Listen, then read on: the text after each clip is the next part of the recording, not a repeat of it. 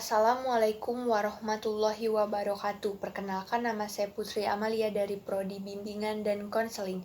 Di sini saya akan menjelaskan dan memberikan komentar saya tentang Pancasila dalam sejarah bangsa Indonesia.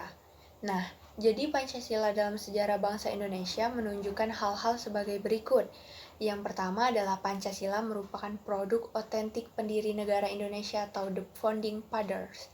Dan yang kedua, nilai-nilai Pancasila bersumber dan digali dari nilai agama, kebudayaan, dan adat istiadat. Dan yang terakhir, Pancasila merupakan pandangan hidup bangsa dan dasar filsafat kenegaraan. Selanjutnya, saya akan menyampaikan sumber historis, sosiologis, politis tentang Pancasila dalam kajian sejarah bangsa Indonesia. Yang pertama, Pancasila sebagai sumber historis.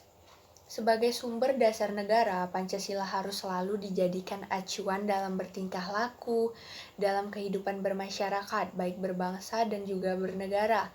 Semua peraturan perundang-undangan yang ada juga tidak boleh bertentangan dengan nilai-nilai Pancasila. Yang kedua, Pancasila sebagai sumber sosiologis diharapkan dapat mengkaji struktur sosial, proses sosial termasuk perubahan-perubahan sosial dan masalah-masalah sosial yang patut disikapi secara bijak dengan menggunakan standar nilai-nilai yang mengacu kepada nilai-nilai Pancasila. Dan yang terakhir atau yang ketiga adalah Pancasila sebagai sumber politis. Nah, di dalam Pancasila sendiri ada yang namanya etika politik Pancasila yang dapat digunakan sebagai alat untuk menelaah perilaku politik negara, terutama sebagai metode kritis untuk memutuskan benar atau salah sebuah kebijakan dan tindakan dari pemerintah yang harus sesuai dengan makna dan sila-sila Pancasila. Pada artikel yang saya lihat di internet, cara untuk menanamkan nilai-nilai Pancasila sebagai sejarah bangsa adalah dengan membayar pajak. Kenapa dengan pajak? Karena pajak adalah hak sekaligus kewajiban warga negara dalam upaya mengimplementasikan nilai-nilai luhur Pancasila. Bukan semata hanya implementasi dari sila kelima, tapi merupakan implementasi secara holistik seluruh sila-sila dalam Pancasila.